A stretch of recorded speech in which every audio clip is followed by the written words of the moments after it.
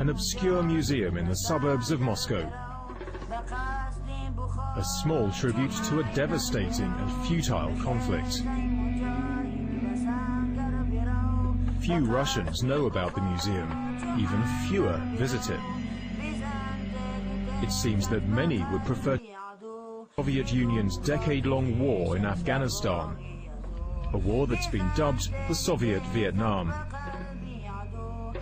The veterans of the war, however, and their families can never forget. I've come here to visit my son.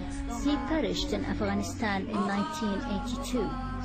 This is his statue. I've come here to visit his statue and caress and kiss it as if it were him.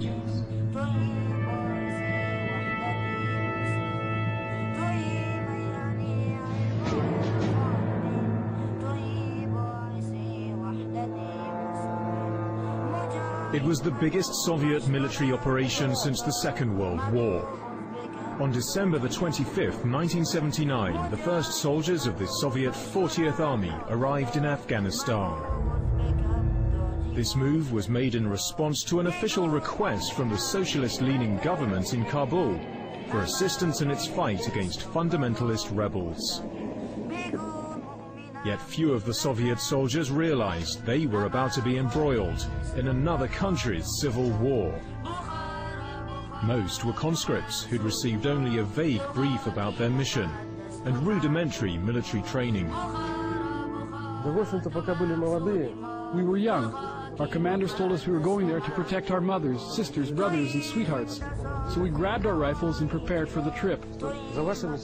We didn't really know where exactly we were going. We were told our commanders would explain everything later. Afghanistan lay to the immediate south of the borders of the then Soviet Union, but its impassable mountains, desert terrain, and proud Muslim population were utterly unfamiliar to the young men from Kiev or St. Petersburg. Of course, I'd expected Afghans to live in poor conditions, but I was shocked by how terrible they were when I got there. According to the Muslim calendar they used, it was the year 1400 when I arrived, and it really felt like it was the start of the 15th century.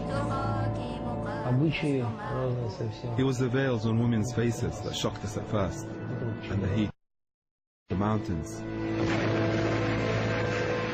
Culture shock was one thing, but the shock of war was something else entirely.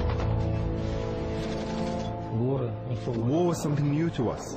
Previously, we knew of it only from movies, and now, here we were engaged in it. It wasn't easy for us to realize that this was all really happening. But to the world at large, the invasion of 80,000 Soviet troops seemed all too real. A dangerous assertion of military might by the world's second superpower. That unless the Soviets withdraw their troops, calling the incursion the most serious threat to peace since the Second World War, US President Jimmy Carter urged a boycott of the Olympic Games to be held in Moscow in 1980. The US and its Western allies were determined that the Soviet mission should fail. Other countries too, such as Pakistan and Saudi Arabia, each with their own motives, contributed resources and manpower. They funded and armed mujahideen fighters to devastating effect. The Soviets called these fighters Duki, the ghosts. This was not like World War II, where there were two opposing sides, and our fathers protected our motherland. In Afghanistan, we didn't know who our enemies were. The Afghans were peaceful and friendly to us in the daytime, but at night they turned to enemies. The Soviet forces gained some measure of control over the Afghan capital, Kabul, but the countryside eluded them. They found themselves under sustained attack from Afghan fighters using the tactics of guerrilla warfare. Small bands of mujahideen, often indistinguishable from the population at large, carried out regular and devastating sabotage attacks on Soviet and Afghan government installations. Unlike the Soviets, these men knew the mountainous terrain well and used it to their advantage. Usually, they were hiding so as to ambush and suddenly attack us in small groups. Their most common targets were our convoys, which were providing the army with goods and fuel. There were also ambushes in mountains. When the war broke out, Valery Burkov was a trainee in the Soviet Air Force. His ambition was to serve in Afghanistan, where his father was also stationed. Возвращаясь ночью с патруля, One day I returned to my dormitory and the phone started ringing. They told me my father had been killed. After his funeral, they told me my assignment to Afghanistan had been cancelled. I was to serve in the Urals instead. One Burkov dead is enough, they said. But I decided to go, to find out whether this war was really worth giving up our lives for.